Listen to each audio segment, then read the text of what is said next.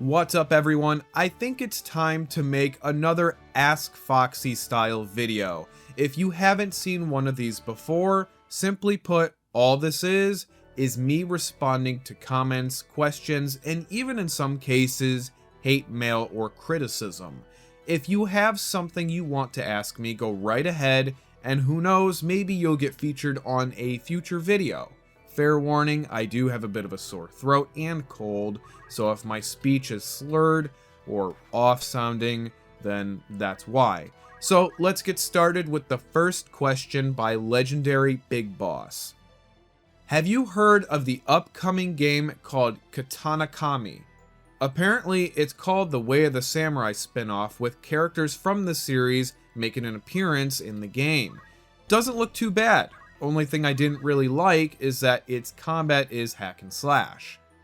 Now, I heard about the name before, but I couldn't remember why because truth be told, I have not followed any gaming news since maybe 2016. Anyway, I did look it up, of course, because I, being a massive fan of Way of the Samurai, it really didn't look bad, although I highly dislike the camera being top down in the old school format like in Baldur's Gate, Neverwinter Nights, and numerous other games that are like download only.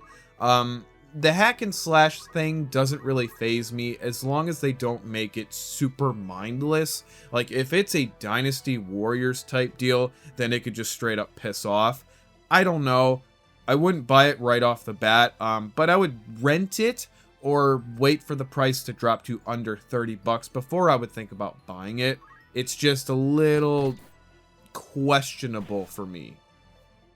There's too many retro game stores in my city to score anything at thrift stores. They buy it all up and mark up the price in their shops. I'd be lucky to even see a crappy sports game that's scratched to hell. Yeah, there's quite a bit of retro stores and shops around here that do the same exact thing, and smartphones don't help the situation whatsoever. I've seen people at stores and flea markets just flat out looking at game prices out in the open on eBay or using some sort of app to see if the games are rare or worth any money so that they can flip them online for profit. And collecting games has definitely significantly gotten harder over the past few years because of smartphones. And what I mean by harder is that it's harder to find cheap games or to get good deals on games because everyone wants market value. And that's just not how I buy games. Sistema Gaming commented on my Rise and Fall of Midway video. It saddens me to know the company went down, but maybe it was for the best. Companies today are microtransaction nightmares. What I miss about Midway in the 1990s was their style. The use of the porn star for a trophy girl in Cruisin' USA was brilliant. Kids aren't evil, but eventually they grow up, and things like that or violent games are bridges to adulthood. I'm in my late 30s and don't have any felony arrests. Everything now is buggy, expensive, and safe. Appealing for everyone. Stupid. The media loves to blame acts of violence on video games, and for the most part, it's just a load of bullshit. Violent TV shows and movies have been around, obviously, for a far longer period of time, yet you very rarely, if ever, hear about violent crimes or even as far as like a school shooting being blamed on because some child was watching an R-rated film. Maybe it does happen, I don't know, but nowhere near as much as the media portrays and blames video games for. I played violent video games since like first grade, and I also have never once been in trouble with the law, much like yourself. It's all about knowing right from wrong and of course good parenting. My parents, even though yes, they let me play violent stuff, they explained and taught me very well that games are not real life. Maybe, yes, if you're pissed off by something, maybe take your anger out while playing a video game is more than fine in my book, but obviously real life is a totally different ballgame.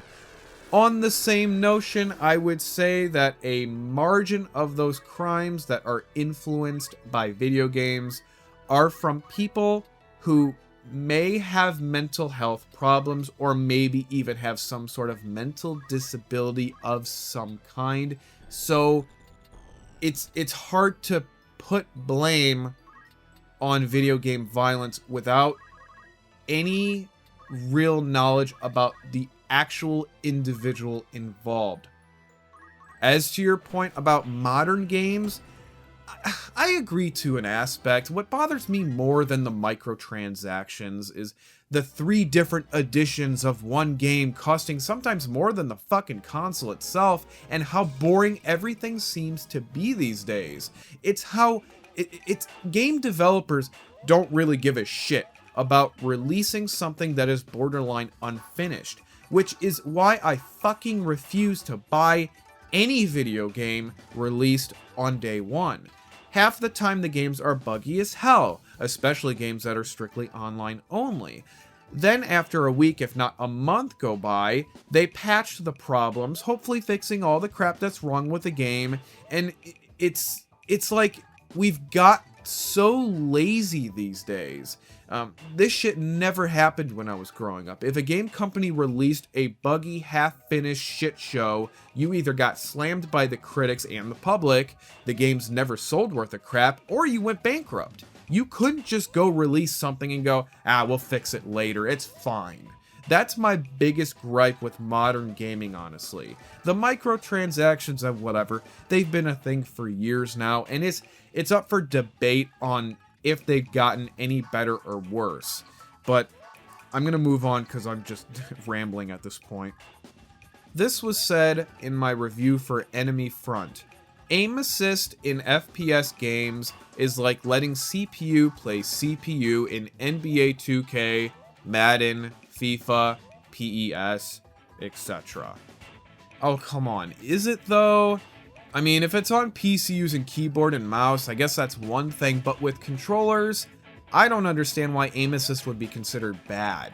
Vast majority of games utilize that, and aim assist isn't going to make a bad player good. It'll help, sure, but not to the point that someone who has, say, a 0.5 kill death is somehow gonna miraculously have a 2.0 after putting aim assist on. I get the point you're trying to make, but I highly disagree as far as console gaming is concerned.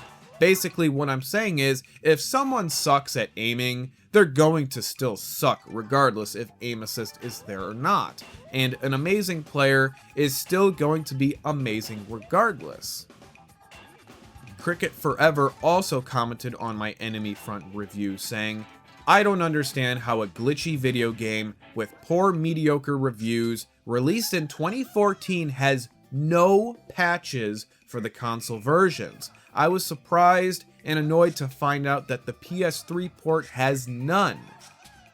Yeah, I don't know. I was shocked by that too, and I don't know if the sales were so bad for the game that they decided to say screw it and begin working on something else, or really what went wrong here. And it's a shame, because Enemy Front has every reason to be a good game. All the elements were there, and there's so much potential for it. However, they dropped the ball on the game big time. I got a lot of responses to my Neighbor from Hell video. I'm just gonna read them off to you because some of them are just great. They're pretty fantastic. Bruh, why do you gotta hate on this man's Kegel routine? That's similar to me trying to piss post-nut. Filthy Frank would be proud. He's an Indian doing his rain chant. Ask him if he knows Sitting Bull. Of course, there were a few people saying that the video was fake. I don't know what to tell you other than sorry to break your heart, but it's really not fake. Another common question I tend to get are like from small channels wanting to use my gameplays for their channel for whatever reason.